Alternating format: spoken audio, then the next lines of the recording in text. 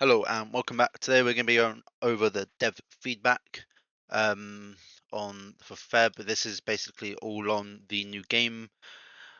Don't know if to call it a game mode, the game feature. Could be pay to win feature, could be free to play. Yet to see, yet to confirm. I have asked, but this is the Homestead feature.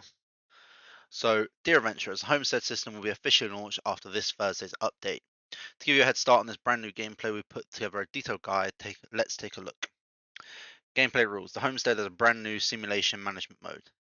Here the world tree serves as the core building. By upgrading the world tree, you can unlock various other buildings, produce resources, and gain combat attribute bonuses by cultivating hero affection. Unlock condition, reach account level 30. The entry is located on the main interface. So you need to be level 30 or account level 30 to unlock the feature.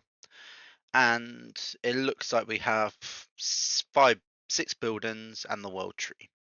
So we've got a smeltery, a ranch, quarry, lumber. We have resources of wood, meat, stone, and iron. So these four buildings, smeltery, ranch, quarry, and lumber, are going to be the resource producers. The world tree will produce the coins, as we'll find out in a second. Anyway, the storehouse and embassy, which are going to be our um, other buildings. So I reckon storehouse will be for the cap for these, and the embassy will be guild related. So, building introduction, world tree. So the core building of the homestead. Upgrading unlocks other building and grants level rewards. It automatically produces homestead coins. The higher the level, the more it produces per minute. Production buildings, there are four. The ranch, the quarry, the lumber mill, and the smeltery. The maximum level for each is 15. They produce 4 basic resources. Higher levels mean higher output and more hero development slots, up to 8. You must deploy awakened heroes to start production. So to awaken a hero you require 2 dragon eggs, so pretty easy to do. So it looks like from that one sentence, it looks like this will have major benefits for veteran players, players who have a lot of awakened heroes, because they'll be able to plug them all in. Similar to how the Sanctuary is, where you have all those slots, basically players who played longer basically have them all filled out. With the Awakened 5 heroes, they're maxed. So the warehouse determines the storage limit for basic resources. Once full number of resources can be stored, upgrade it to expand. So that is the wood, meat, stone, and iron. Ironically, though, there's gold here, but it's stone, so I may ask if this is maybe gold, or if it's not, then I may ask for this to be turned to stone color because it's a bit of a disconnect. But we'll see. MC unlocks the guild assistant feature, requires joining a guild. You can send assistant orders to guild members to speed up construction or upgrade. Upgrading an embassy increases daily assist limit and the time reduced per assist. Resource uses. Basic resources includes meat, rock, lumber, and iron. Produced by their respective buildings, used for upgrading the world tree and other buildings. Homestead coins. Automatically produced by the world tree over time. Once the storage limit is reached, production stops. Remember to claim them in time. These coins can be used to exchange for rare items in the homestead market. I'm just going to say it now, this shop looks terrible. This, well, first of all, looking at the prices here, we look at the prices in-game for these items. For in the guild store, even this is more expensive than this, but now they've flipped it. This is 40% more expensive than this, or let's say this is 60% of the cost of this. In expense 5, it's 66% more expensive than this. This chest is going to be probably the second the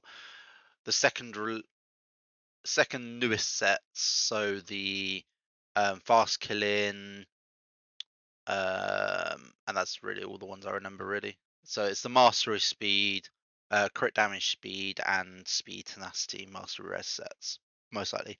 This will probably be 10 shards like the guild shop. Again, waste of resources. Never touch this unless it has pets. It should, in my opinion, have pets up to, I might say griffin. So that's missing serpent and Undead Dragon. To be honest, actually, it should have up to the Undead Dragon. In my opinion, whenever you release a shop or anything in game, you should always release it up to the latest produced thing in the game. So when you release a pet chest, it should be up to the newest pet chest in game. When you release the equipment chest, it should be the newest item set in game. Other critiques and about it, this should be the new scale. This should be, they should have 2 items. They should have up to 13. To be fair, they should have a chest which does from 1 to 19 in it, in my opinion. They need to also increase the drops off the older runes. So instead of being 10 for like 2, then 9, etc., etc., and then you get to 2, it should be like maybe double all of them, and then reds stay at 2, in my opinion. Here at development then, so each production building has 8 development slots. Each with recommended conditions and marked faction or class. The following heroes that match these conditions will increase resource output and shorter production. Guarantee you, if it needs all of them, they'll probably try and make it so it's limited heroes. The following awakened heroes in production buildings will increase their affection automatically over time. Increasing the affection level provides attack, HP, and defense attribute bonuses for that specific hero. Looking at the bonuses, they are negligible. Unless this is going up to affection 100, it's not great because each time we're gaining 25 attack. Well, first we gain 100 attack, 100 defense, 2000. Then after that, it's 25 attack, 25 defense, and 500 HP. So even in 99 level time, you're only going to get 2,575 at that level 100, and then it will be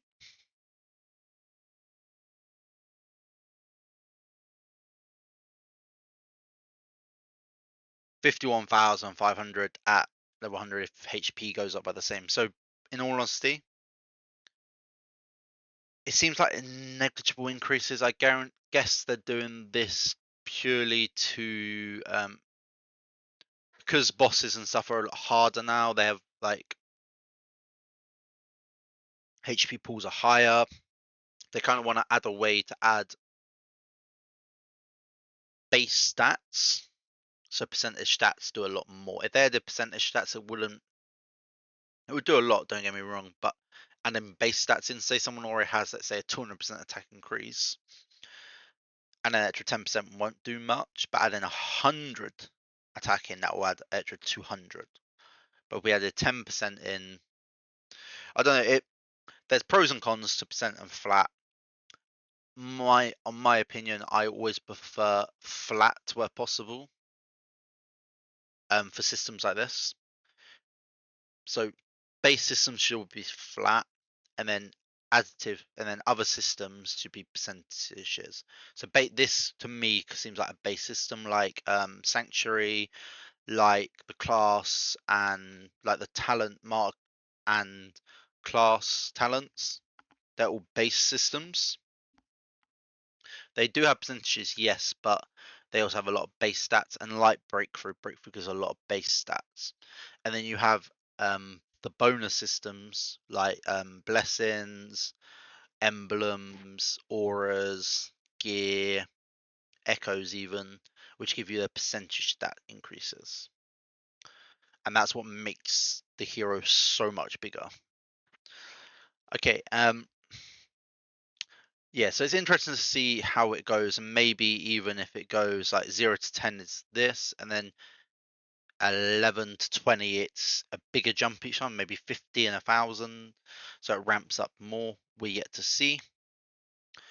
Guild assistant speed up. When upgrading buildings, you can send assistant requests to guild members. When a member taps to assist, the remaining upgrade time will be reduced immediately.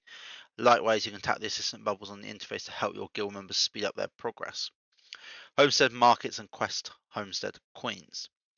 Homestead markets will refresh monthly. Additionally, a series of monthly.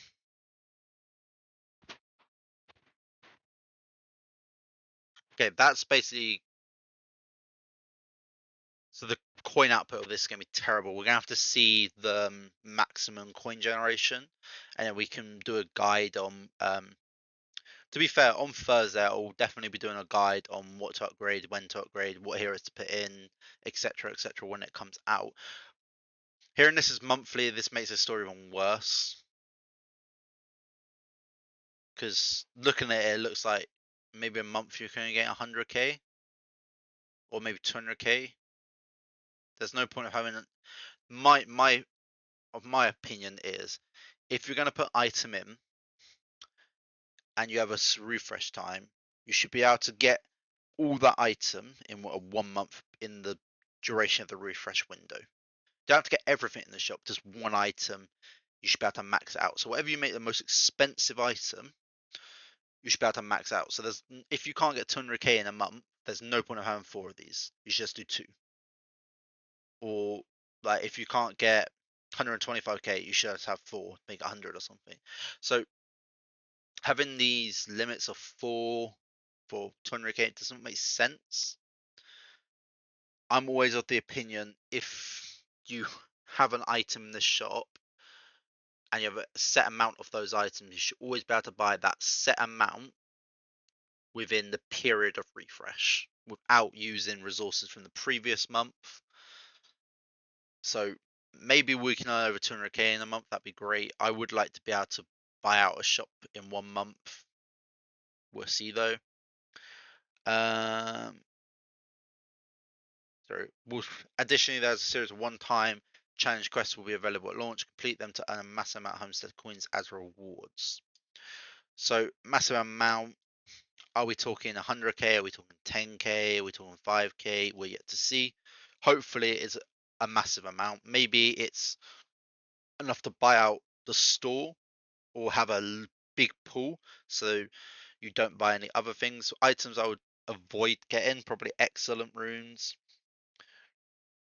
Echo runes are actually quite good. Miracles definitely. So I'd say miracle echoes.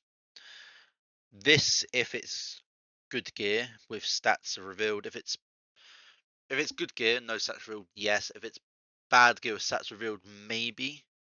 If it's it depends on what gear it is and what's revealed. Pet chest, unless you need the pets or unless they're the new pets, I wouldn't even bother. Don't touch these. Scale only if you need it. I've got like 16 of these lying about, so I wouldn't even touching it. My main ones would probably be in this tier here, so Miracle Rune Selection, and Echoes. And then if you have any spare, get Excellence. That's all for the Homestead system. Are you ready to build your exclusive home? We look forward to seeing your management skills. See you next time. So, looking at it, it does look like it's more a free-to-play experience, which looks good. My only issues will be is if at launch you'll be able to buy the resources. If you can buy the resources, it's not a great mode because you just be able to max it out instantly and forget about it. This mode should be a mode which lasts for 6 months, let's say, until you can max it. It should be a gradual increase. It should reward players with bigger rosters and older rosters more than it rewards newer players with smaller, more focused rosters who spent a lot more money to get all the good heroes and forgotten about the trash heroes. They should introduce more game modes where it rewards veteran players to new players, and hopefully this is a game mode which does. In terms of the benefits, though, shop doesn't look promising. Stats, each production brand has 8 deployments, so it looks like you can get at most 32 heroes in, which doesn't sound bad, but then when you think about it, okay, 32 heroes, championship only needs 25, ding, so that's the 25 championship heroes already. But then if we look at 7 Sagas, that requires a minimum of 30, because obviously resonance duplicates through heroes on the other 6 bosses, but only heroes that don't is Apsara. So 31, and then the 4 other heroes: Jock, Marine, Nicky, McCarthy, you do use them everywhere. Maybe Jock less now, so maybe 32 is perfect number. So yeah, maybe 32 is a good number because 32. But then in the future, if we get heroes which aren't used in other teams but are used in the resonance teams, then we would require 35. So then it's a little bit hit and miss. I would prefer to see speed in here as well, seeing as base speed, base stats, maybe a speed of 1. But we'll see. We'll see how this goes because this could easily be, this could be the base of it, and then maybe 6 months to a year time they upgrade it. They add additional buildings, maybe let's say a forge, which requires the smeltery to make that iron to then make armor, or use other stuff to make it. So you could have a forge in there to be bonus to the smeltery.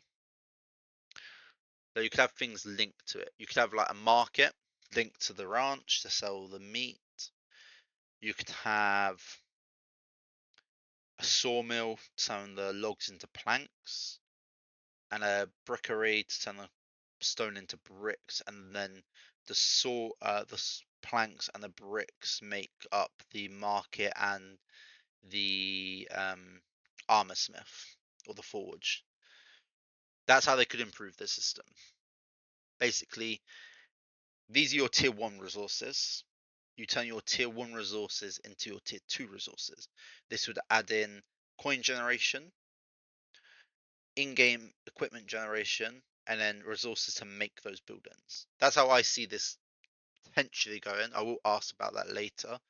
But at present, off the glance, it looks like it's a non-pay to win game mode. Obviously, there'll be packs out which again pay to win, which have nothing to do with this most likely, but are just the weekly packs they seem to throw at us at the moment. Other than that, though, it looks like a good update. So I'll catch you in the next one. Next video will probably be out on the Tuesday for patch notes. I believe Tuesdays. Let me just double check. 28, take 5. Wednesday. Sorry, Wednesday. Because yeah, so Wednesday. I think it's Wednesday. Yeah, Wednesday. So Wednesday. Obviously, we do have the banner up for direct damage, which is coming out on the Friday. We have Ans, Adkins, Des, Boffany, and Nulu. This is obviously the Valentine's game mode. So we have Des, Boffany being the most Valentine's-ish heroes we have in the game. Obviously, next week is going to be the limited week, so watch out for that those announcements next Monday. So Monday when we get the hero preview. Tuesday we'll get the kit, so we'll do a massive in-dive depth of the hero. So yeah, look forward into that next week. Patch notes, obviously we'll do them on Wednesday. Big echo changes there, so that is really good, really positive. Last week's patch notes were really positive from a free-to-play standpoint, which will explain the game, which is great.